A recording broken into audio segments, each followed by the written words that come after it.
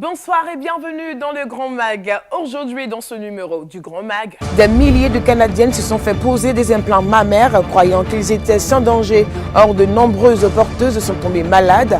Des problèmes ont été cachés à la population et une étude obligatoire a été abandonnée. Santé Canada a-t-il failli à sa tâche? Le deepfake, cette technologie consistant à remplacer le visage et la voix d'une personnalité dans une vidéo, s'améliore de jour en jour. Aux États-Unis, certains élus la considèrent comme une menace contre la sécurité nationale. Faux emploi, fausse résidence, falsification de passeport, l'imagination de la firme Nyoken n'avait aucune limite. Sous ses allures légitimes, la firme est une opération bien huilée pour tromper la vigilance du gouvernement. Avant de se faire prendre, elle a permis à des centaines de clients d'obtenir la citoyenneté canadienne ou de renouveler leur résidence permanente sous de fausses représentations. Et dans ce numéro du Grand Mag, nous nous intéresserons à la situation sécuritaire des chrétiens dans le monde avec l'ONG internationale chrétienne Portes Ouvertes.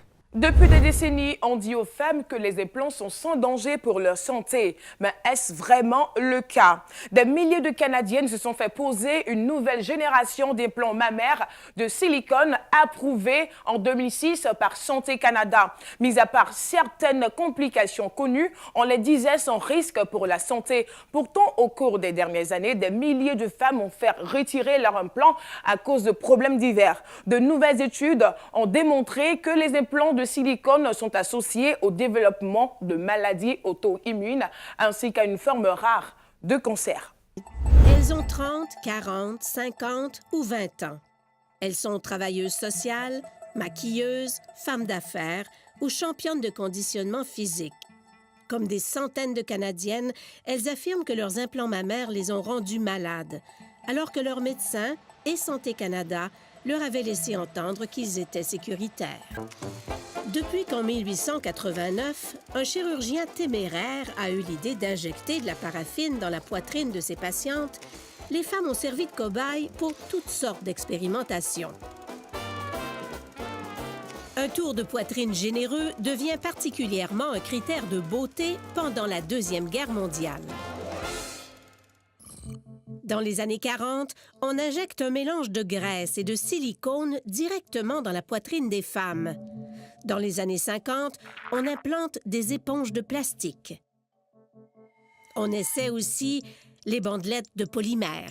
Les résultats sont désastreux. En 1962, Timmy Jean Lindsay, une mère de famille américaine, est la première à recevoir une prothèse de silicone semblable à celle qu'on trouve aujourd'hui sur le marché. Peu de temps après, on invente les prothèses salines. Leur enveloppe est faite de silicone, mais elles sont remplies de sérum physiologique.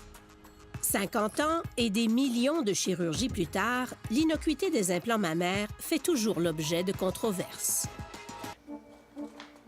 Souvent, je me réveillais le matin avec les mains très enflées, les pieds très enflés. Mon visage était enflé en permanence. L'impression que ma peau était trop tendue pour mon corps. J'avais des ganglions tout le temps inflammés. Perte de cheveux, dépression, anxiété. J'avais des raches sur ma peau. Mes articulations, tout me faisait mal. Infection récurrente. J'avais des rhumes, des grippes.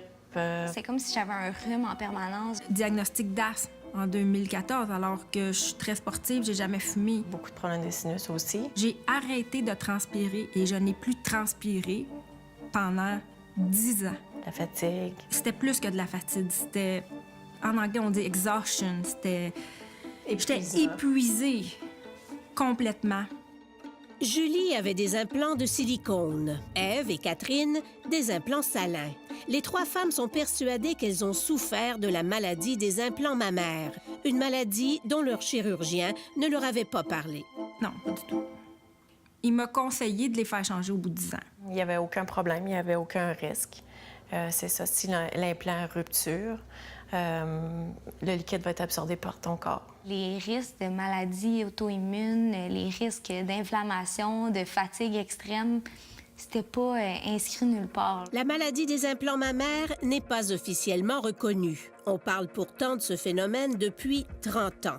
Ce sont des histoires comme celle de Julie, d'Ève et de Catherine qui ont mené dans les années 90 à un moratoire sur les implants de silicone et à d'énormes recours collectifs contre les manufacturiers. Ils nous ont vendu des implants mammaires qui n'étaient pas sécuritaires. Alors, on n'est pas là, des rats de laboratoire, des cobayes. Les symptômes d'hier étaient sensiblement les mêmes que ceux d'aujourd'hui. Je ne peux pas dormir, j'ai mal. On a mal sous les bras, tu as mal dans les bras, tu as mal dans le dos. Et les médecins d'hier étaient tout aussi dépourvus devant le phénomène que ceux d'aujourd'hui. Ève Groslot est sur la table d'opération depuis déjà 1 heure quand on nous laisse entrer dans la salle. Nous allons bientôt découvrir à quel point une explantation est une chirurgie délicate. C'est une très grosse capsule. La docteure Lu Jinfeng a déjà retiré un implant. Il est recouvert d'une capsule, une enveloppe de tissu cicatriciel qui se forme en réaction à la présence de l'implant. Elle est beaucoup plus épaisse ici, du côté de la cage thoracique. Chez certaines patientes, les capsules se contractent avec le temps et les seins deviennent durs et douloureux. Celles d'Ève sont encore souples, mais elles se sont attachées aux muscles et à l'ossature de la cage thoracique. Est-ce qu'il y avait beaucoup de tissu cicatriciel sur les côtes? Oui. C'est pour ça qu'elle avait des douleurs à la poitrine. Elle va se sentir beaucoup mieux. La chirurgienne pense que les tissus cicatriciels, en empêchant Ève de respirer librement, ont pu contribuer à sa fatigue et à son anxiété. Elle soupçonne que la toux chronique d'Ève était aussi causée par les tissus cicatriciels. Lu Jinfeng a fait des centaines d'explantations et ce qu'elle a vu et entendu l'a convaincue d'arrêter de poser des implants. Quand j'ai compris qu'il y a vraiment une maladie associée aux implants, je ne pouvais pas éthiquement continuer d'en poser. Les déclarations de la Dr Feng dérangent. Comment êtes-vous perçue par vos collègues? Une paria. En 2006, lorsque Santé Canada a levé le moratoire sur les implants de silicone, il a soutenu qu'hormis certaines complications locales, les nouveaux implants étaient sans danger pour la santé. On les a surnommés « Gummy Bear » parce qu'ils avaient la consistance des célèbres jujubes. Leur gel cohésif, en principe, ne pouvait pas se répandre dans le corps des porteuses. Hey, I'm Dr. McCluskey. We're trying to see what it takes to break a breast implant. Tout a été tenté pour convaincre les clientes que les nouveaux implants étaient indestructibles. Des expériences absurdes. Dr. John Willem Cohen-Tervaert est un chercheur de renommée mondiale. Le rhumatologue est spécialiste des problèmes de santé liés aux implants de silicone. Le silicone de ces implants peut migrer vers les ganglions lymphatiques et activer le système immunitaire. Si l'activation est constante, ça peut mener à des allergies ou à des déficiences immunitaires. Ce qui veut dire que vous n'avez plus assez d'anticorps pour combattre les bactéries. Alors vous avez des infections à répétition. Donc on va le couper.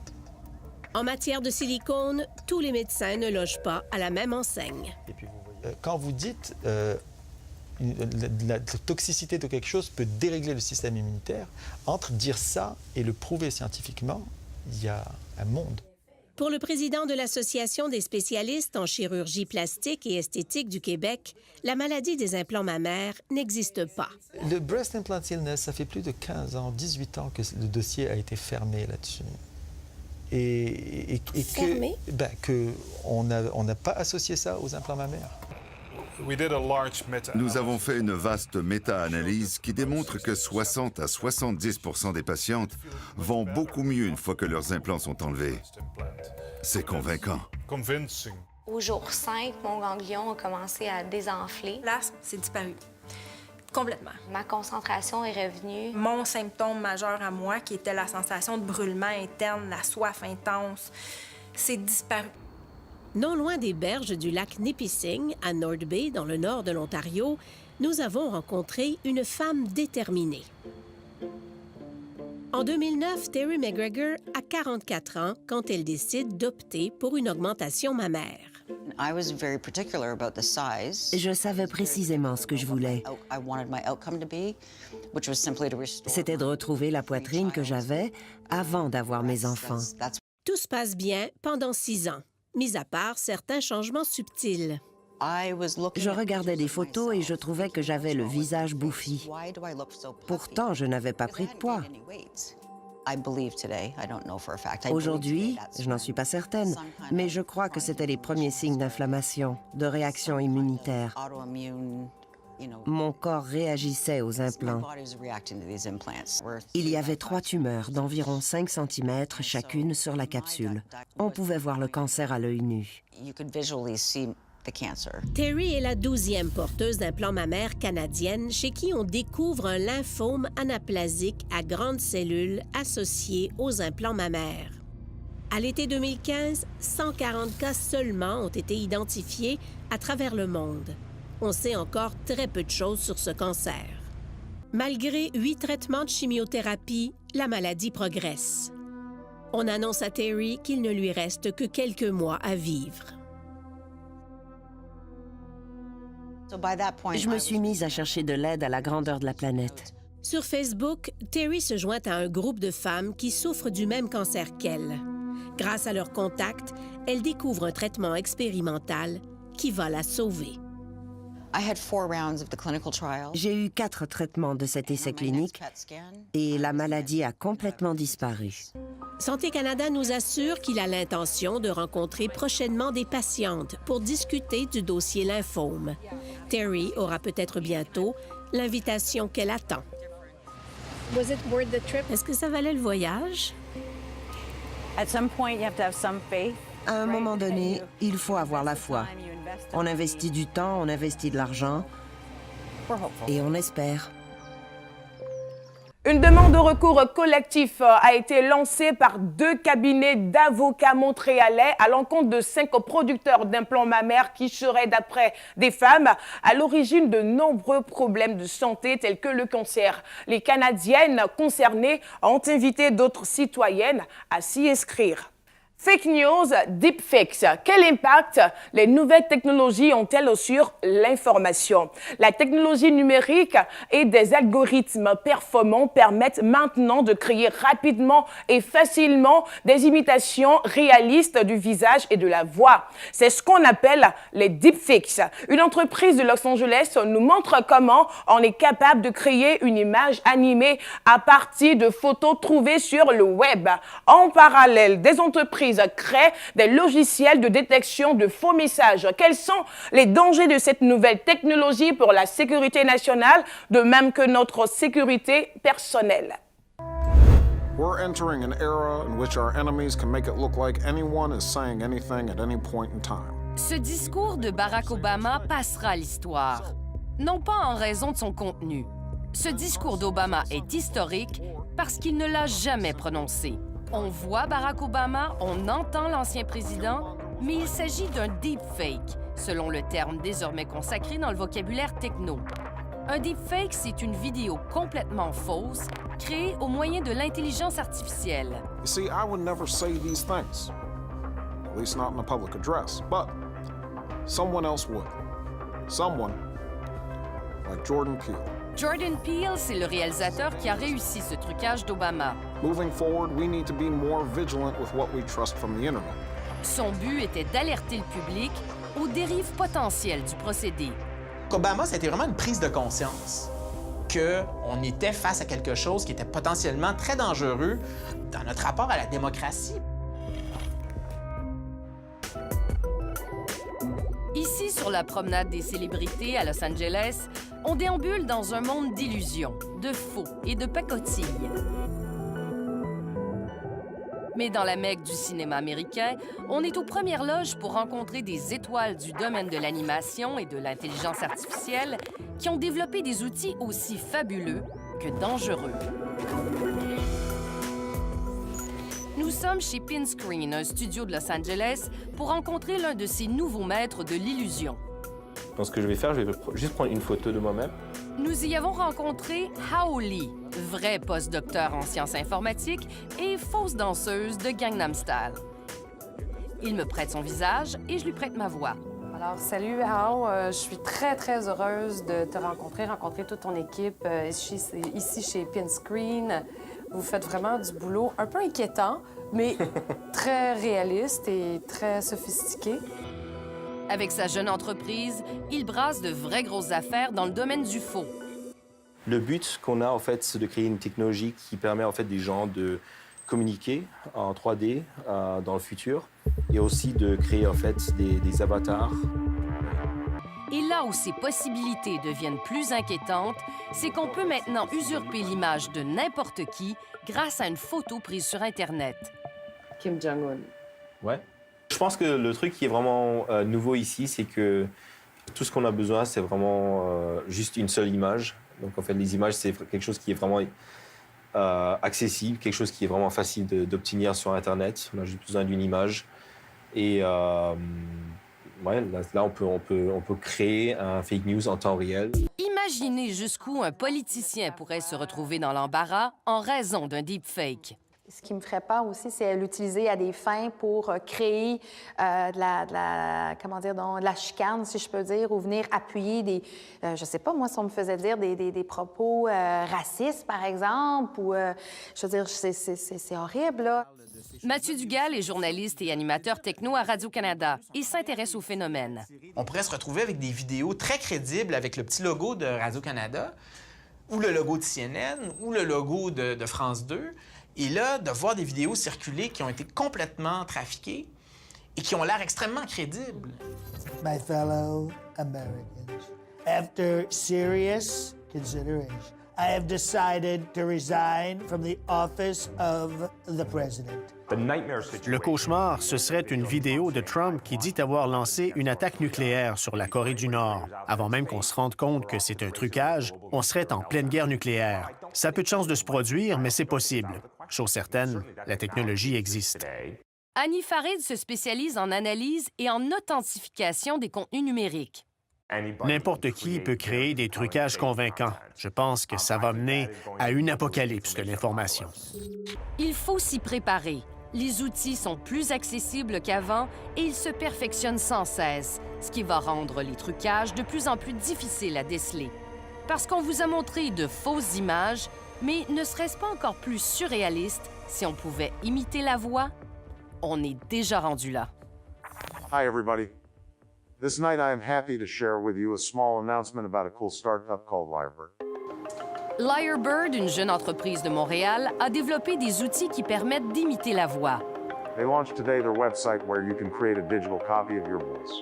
Une technologie qui peut faire de belles choses, comme permettre à une personne rendue muette de communiquer avec son ancienne voix, comme pour cet homme atteint de sclérose latérale amyotrophique, aussi appelée la maladie de Lou Gehrig. It's a strange feeling saying your first words a second time. Oh my God. À mesure que les technologies se raffinent, des pistes de solutions sont aussi mises de l'avant. On a des intelligences artificielles qui sont capables de repérer si un pixel a été changé dans une photo. Et donc ça serait assez puissant pour reconnaître que la photo serait une fausse. On peut aussi avoir des techniques de photographie traditionnelles, par exemple, si les ombres ne cadrent pas, si par exemple on a une lumière qui éclaire l'épaule de la personne, mais que le visage n'est pas éclairé de la même manière que la lumière qui éclaire l'épaule, ça pourrait être un signe qu'on est face à un deepfake. Et donc on est face à une technologie qui est en train d'évoluer.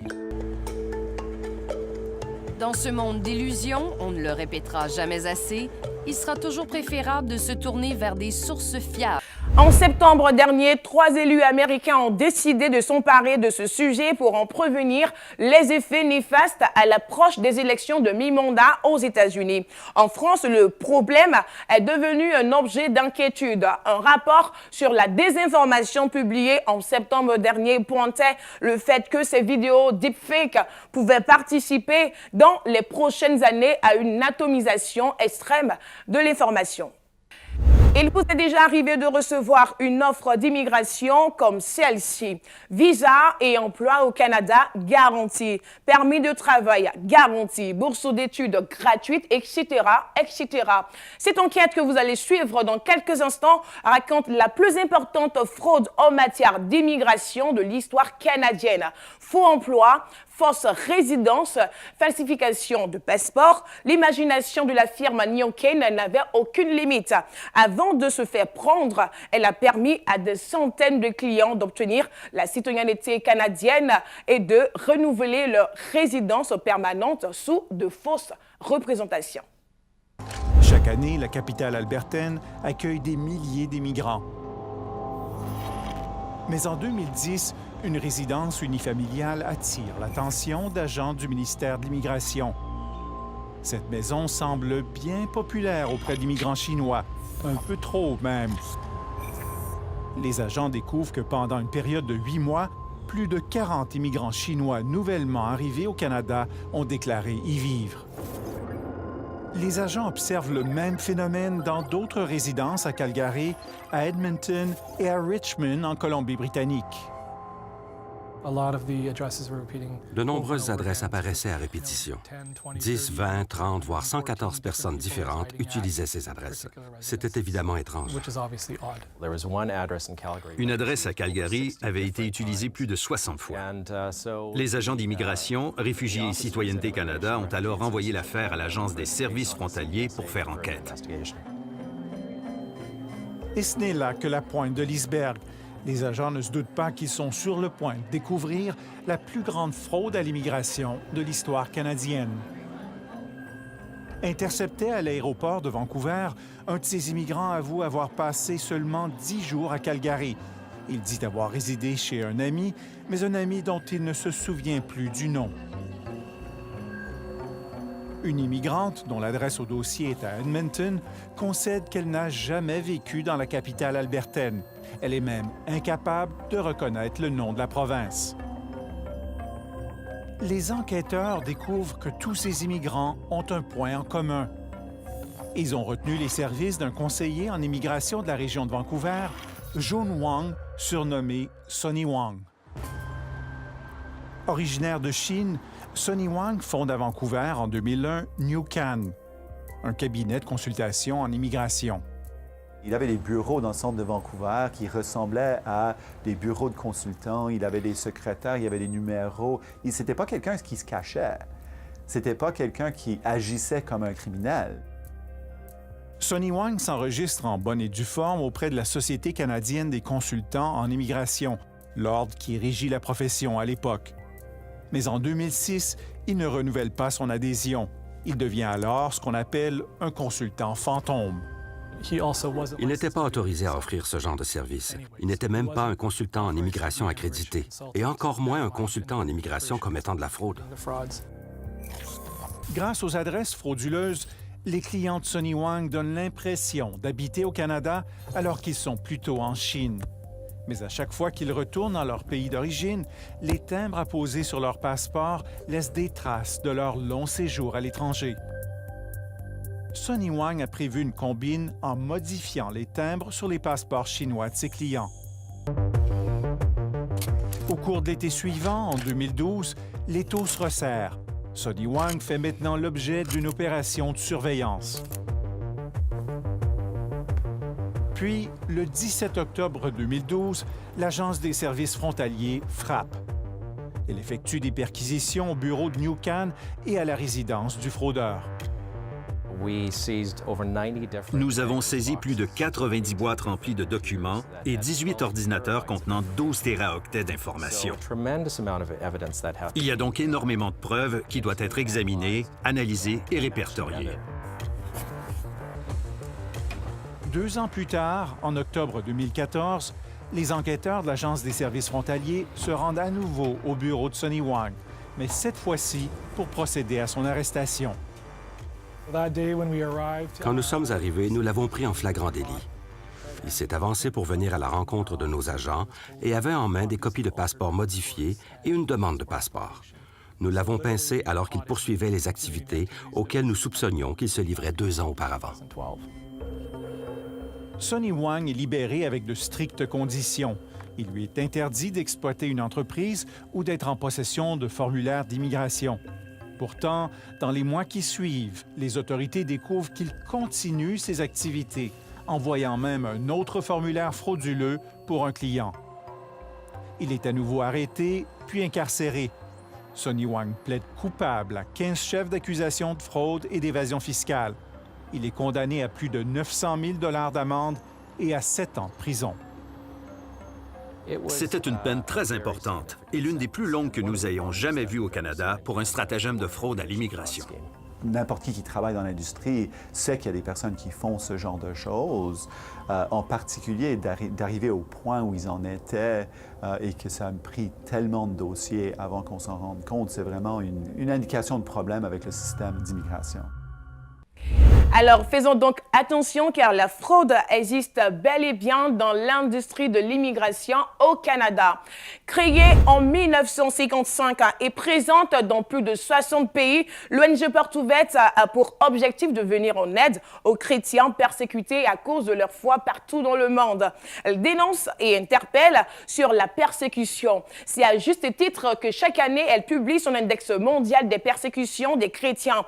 Pour illustrer ces persécutions, voici ici recueillis les témoignages de Youssef Ouraman, pasteur algérien et vice-président de l'Église protestante d'Algérie, et de Cécile, une chrétienne irakienne qui a fui son pays avec sa famille et qui s'est réfugiée en Alsace.